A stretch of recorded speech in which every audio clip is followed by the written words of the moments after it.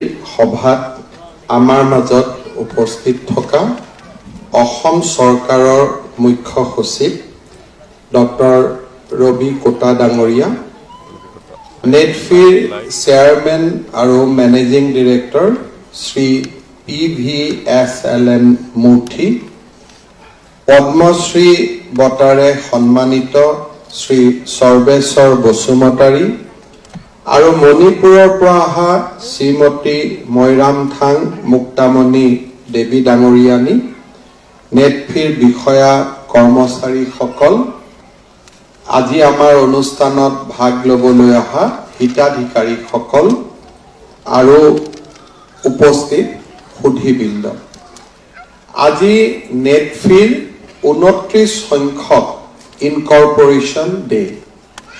আজিৰ পৰা 29 বছৰ আগতে অসমৰ উদ্যোগীকৰণত এটা ইতিবাচক প্ৰভাৱ পেলোৱাৰ বাবে ভাৰত চৰকাৰে সমগ্ৰ উত্তৰ পূৰ্বক কৰ্মক্ষেত্ৰ হিচাপে ধৰি লৈ নেটফিক ইনকৰ্পৰেট কৰিছিল, অৰ্থাৎ নেটফিক পঞ্জীয়নভুক্ত কৰিছিল। চাওঁতে চাওঁতে নেটফিৰ আৰম্ভণিৰ পৰা আজিলৈকে 29 বছৰ সম্পূৰ্ণ হ'ল, 28 বছৰ সম্পূৰ্ণ হৈ 29 বছৰত ভৰি দিছে। মই নেটফিৰ কাৰ্যকৰ্তাসকলক, বিষয়া কৰ্মচাৰীসকলক আৰু অধ্যক্ষ তথা পৰিচালন সঞ্চালক শ্ৰী মূৰ্তি ডাঙৰীয়াক অভিনন্দন জনাইছো। নেটফিয়ে বিনিয়োগ কৰাৰ বাবে আত্মবিশ্বাসৰ এখন দুৱাৰ উত্তৰ পূৰ্বাঞ্চলত মুকলি কৰিলে, উত্তৰ পূৰ্বত বিকাশ আৰু উন্নয়নৰ গতি ত্বৰান্বিত কৰিলে। নেটফিৰ উল্লেখযোগ্য বৰঙণিয়ে আমাৰ উত্তৰ পূৰ্বৰ বহুতো ক্ষুদ্ৰ মজলীয়া উদ্যোগীক এটা অৰ্থনৈতিক উন্নয়নৰ পৰিৱেশ গঢ়ি তোলাৰ বাবে সাহস দেখুৱালে। Netfi has been a front runner in ushering in a climate of confidence for investors, opening new doors and accelerating the pace of development in the Northeast. The hand-holding approach and the dynamism of the organization in providing quick and hassle-free service to the customer have made a mark in this region. With its good network, Netfi is also playing an important role in entrepreneurship and infrastructure development in the region. আজিৰ এই সুন্দৰ দিনটোত মই নেটফিক পুনৰ এবাৰ অভিনন্দন জনাইছো। I congratulate once and all who is working for the development of Netfi and the industrial and investment scenario of the Northeast. 2022 চনত মোৰ সৌভাগ্য হৈছিল আজিৰ দিনটোতে নেটফিৰ মাইক্ৰ লেণ্ডিং স্কিমখন উদ্বোধন কৰা। 2022 চনত এই মাইক্ৰ লেণ্ডিং স্কিমখন আৰম্ভ কৰাৰ এক পৃষ্ঠভূমি আছিল। 2019 চনৰ প্ৰাক মুহূৰ্তত, অৰ্থাৎ কোভিডে অসমক স্পৰ্শ কৰাৰ প্ৰাক মুহূৰ্তত অসমৰ বিভিন্ন স্থানত মাইক্ৰ লেণ্ডিং ইনষ্টিটিউটসমূহ সোমাই পৰিছিল আৰু অসমৰ গাঁৱে ভূঞে মাইক্ৰ ফাইনেন্স লোন তেওঁলোকে দিবলৈ আৰম্ভ কৰিছিল। অসমৰ 24 লাখ মহিলাই মাইক্ৰ ফাইনেন্সৰ লোন লৈছিল। কিন্তু এই লোনৰ যিটো ৰেট অফ ইণ্টাৰেষ্ট আছিল 24%, 26%, আৰু কোনোবাই যদি 1 লাখ টকাৰ লোন লয় আৰু তাৰ পিছৰ বছৰত যদি 1,25,000 টকাৰ তেওঁলোকৰ মূল আৰু সুদ মিলি বেংকত ধাৰৰ এটা পৰিমাণ হয়গৈ। অসমত এনেকুৱা কোনো ব্যৱসায়ীয়ে নাই যি ব্যৱসায় সফল হ'ব পাৰে। লোন দিয়াৰ যিটো চৰ্ত আছিল সেই চৰ্তসমূহ বেছিকৈ শিথিল হৈ আছিল আৰু লোন উদ্ধাৰৰ বাবে নিয়োগ কৰা এজেণ্টসমূহৰ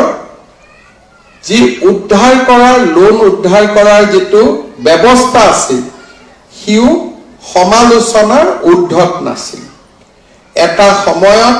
অসমৰ মহিলাসকলৰ মাজত এটা এই লোনটোৰ বিৰুদ্ধে এটা অশান্তিৰ সৃষ্টি হৈছিল আৰু চৰকাৰে ইয়াত হস্তক্ষেপ কৰিবলগীয়া পৰিৱেশ হৈছিল চৰকাৰৰ হস্তক্ষেপৰ ফলত মহিলাসকলে সকাহ পাইছিল যদিও যিসকল মহিলাই দৰাচলতে ব্যৱসায়ত টকা পইচা বিনিয়োগ কৰিছিল তেওঁলোকৰ বাবে নতুনকৈ লোন লোৱাৰো যেটো পৰিৱেশ আছিল সেই পৰিৱেশটো বন্ধ হৈ গৈছিল যেতিয়া আমি মাইক্ৰ ফাইনেন্স লোনত বেয়া বুলি কওঁ যিসকলে লোন লৈ ভাল কাম কৰি আছিল তেওঁলোকেও ভৱিষ্যতে লোন পোৱাৰ ৰাস্তাটো এক প্ৰকাৰ বন্ধ হৈ গৈছিল আৰু বহুত কোম্পানীয়ে অসমত অপাৰেচন বন্ধ কৰি তেওঁলোক অসমৰ পৰা আঁতৰি গৈছিল সেই সময়ত নেটফিৰ চেয়াৰমেন মেনেজিং ডিৰেক্টৰ দায়িত্ব মূৰ্তি ডাঙৰীয়াই গ্ৰহণ কৰিছিল আৰু আমি সকলোৱে জানো যে তেওঁ ষ্টেট বেংক অফ ইণ্ডিয়াৰ চিফ জেনেৰেল মেনেজাৰ হিচাপে নৰ্থ ইষ্ট জোনত সুখ্যাতিৰে তেওঁ কাম কৰি গৈছিল আৰু নৰ্থ ইষ্টৰ পৰিৱেশৰ ওপৰত তেওঁৰ এটা ফাৰ্ষ্ট হেণ্ড এক্সপিৰিয়েন্স আছিল তেখেতে মোক আহি কৈছিলে যে আমি এটা নতুন প্ৰডাক্ট আৰম্ভ কৰিব পাৰো য'ত নেকি আমি 12% আমি সুদ লম আৰু 12% সুদত আমি মাইক্ৰ ফাইনেন্সৰ লোন দিম মই তেওঁক কৈছিলো যে বেংকৰ পৰা আপুনি লোন লৈ ৰিফাইনেন্স 12%ত কেনেকৈ কৰিব এতিয়া তেখেতে মোক কৈছিলে যে 70 কোটি টকা মই ভাৰত চৰকাৰৰ পৰা বিনামূলীয়াকৈ পাওঁ বিনা সুতত পাওঁ আৰু বেংকৰ পৰা মই 8%ত লোন ললে আৰু দুইটা যেতিয়া মই বেলেন্স আউট কৰি দিম তেতিয়া মই উইদাউট প্ৰফিট 12%ত মই মাইক্ৰ ফাইনেন্সৰ লোন দিব পাৰিম মোৰ মনত সন্দেহ আছিল মই ভাবিছিলো হ'ব নহব কাৰণ সেই সময়ৰ পৰিৱেশটোৱে এটা পৃথক পৰিৱেশ আছিল 22ৰ পৰিৱেশ কোভিডৰ পিছৰ পৰিৱেশ আৰু সেই পৰিৱেশত এই আঁচনিখন সফল হ'ব বুলি ময়ো অনুমান কৰা নাছিলো কিন্তু আজি আমাৰ বাবে সৌভাগ্যৰ কথা যে যোৱা দুটা বছৰত 27 সংখ্যক ইনকৰ্পোৰেচন দিন অৰ্থাৎ 2022 চনত আমি এই আঁচনিখন আৰম্ভ কৰিছিলো য'ত 2 লাখ টকা পৰ্যন্ত লোন পাব মৰ্টগেজ দিব নালাগিব আৰু 12% ইন্টাৰেষ্টতে আমি টকাৰ ব্যৱসায় কৰিব পাৰিম 24-25% ইন্টাৰেষ্ট টকা দিব নোৱাৰিলে ঘৰৰ পৰা টিভি ফ্ৰিজ উঠাই লৈ যোৱাৰ এটা পৰিৱেশ তাৰ বিপৰীতে 2 লাখ টকালৈকে উইদাউট 12% ইন্টাৰেষ্ট উইদাউট মৰ্টগেজ আজি আমি ভিজুৱেল খনত চাইছো যে কেনেকে ক্ষুদ্ৰ উদ্যোগীসকলে তাক আদৰণি জনাইছিল আজি আমি গৌৰৱ অনুভৱ কৰো যে যোৱা দুটা বছৰত 125 কোটি টকাৰ লোন আদায় দিয়া হ'ল 10,891 গৰাকী ক্ষুদ্ৰ উদ্যোগী ইয়াৰ পৰা আজি এক প্ৰকাৰ ক'ব গ'লে আমি এটা নতুন জীৱন আমি মুকলি কৰিব পাৰিম ইংৰাজীত কোৱা কথাখিনি আমি বহুতে কিমান বুজিছো বুজা নাই কিন্তু শুৱালকুছিৰ শিপিনী গৰাকীয়ে যেটো কথা ক'লে আমি সকলোৱে শুনিছো যে কমিটিৰ পৰা যদি লোন লয় মাহত এটা ইন্টাৰেষ্ট মাইক্ৰ ফাইনেন্সৰ আন ইনষ্টিটিউট বিলাকৰ পৰা লোন ললে 25-24% ইন্টাৰেষ্ট নেটফিৰ পৰা 12% ইন্টাৰেষ্ট লৈ 1.5 লাখ টকা দি তেখেতে এটা নতুন জীৱন আৰম্ভ কৰিছে আৰু আজি ইয়াত গোট খোৱা সকলো মহিলাই এই আঁচনিৰ পৰা উপকৃত হৈছে নে নাই আপোনালোক কোনে কোনে হৈছে হাত দাঙকচোন কোনে কোনে লোন পাইছে আপোনালোকে যদি পাইছে হাতখন ডাঙৰ কৰি ডাঙক আৰু যদি নাই পোৱা সৰু কৰি ডাঙক 12% আজি আমি ইয়াত উপস্থিত থকা মহিলাসকলে লোন পাইছো আৰু 10,891 গৰাকী হিতাধিকাৰী আৰু হিতাধিকাৰীৰ মাজত বিশেষত্বটো হ'ল যে 96% মহিলা অৰ্থাৎ 96% মহিলা ইয়াত উপকৃত হৈছে এতিয়া আমাৰ সন্মুখৰ ৰোড মেপটো কি 2022 চনত এটা আমি প্ৰয়োগ কৰিলো 2024 আমি 10,000 সংখ্যাত উপনীত হলো 12% ইন্টাৰেস্ট 12% টো কেনেকে বনোৱা হৈছে 7% নেট ফি আৰু 5% আমি ইয়াত শুনিলো গ্ৰামীণৰ জৰিয়তে লোন পাইছো অমুকৰ জৰিয়তে লোন পাইছো অৰ্থাৎ বেংকিং কৰস্পন্ডেন্ট সমূহ আজি নেট ফিয়ে নতুন এটা কাম আৰম্ভ কৰিলে যে 3 গৰাকী ব্যক্তিক আমি 5 লাখ টকাৰ লোন দিলো তেওঁলোকক মই সুধিছো যে ৰেট অফ ইন্টাৰেস্ট কিমান বোলে 7% তাৰমানে মাজৰ যেটো ইন্টাৰমিডিয়েটৰি সেইটো নোহোৱা কৰি দিয়া হ'ল and now Netfee is going to give the credit up to 5 lakhs at rupees at the interest of 7%. 7% of interest of loan অসমত কতো নাপায়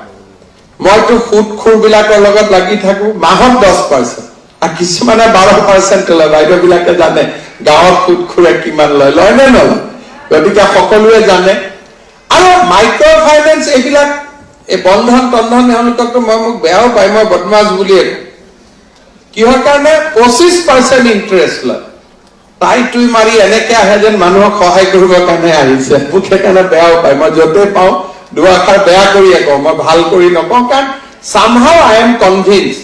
যে এওঁলোকৰ পৰা মানুহৰ উন্নতি নহয় মানুহক লোনৰ ট্ৰেপ এটাত সোমাই দিয়ে আৰু ট্ৰেপটোৰ পৰা ওলাই আহিব নোৱাৰে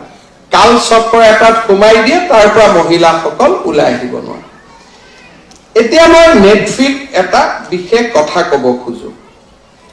ইন ডেজ টু কাম 2 মাহ হ'ব পাৰে 3 মাহ হ'ব পাৰে এমাহ হ'ব পাৰে 4 মাহ হ'ব পাৰে আমি অসমৰ মহিলা আত্মসহায়ক গোটৰ সকলো সদস্যক আমি 10,000 টকা কৈ দিম it will be an interest free grant ইয়াত আমি টকা ঘুৰাই নলওঁ এইটো আমি ডাইৰেক্টলি 10,000 টকা কৈ মহিলাসকলক দিম নেক্সট যেটো মোৰ মনত ইচ্ছা আছে সেইটো হ'ল মহিলাসকলক আমি 15,000 টকা লোন দিম আৰু আকৌ 10,000 টকা আমি সাবসিডি দিম and the beneficiary will be 30 lakhs আমি যদি এই মহিলাখিনিক যেহেতু first seed money will go from government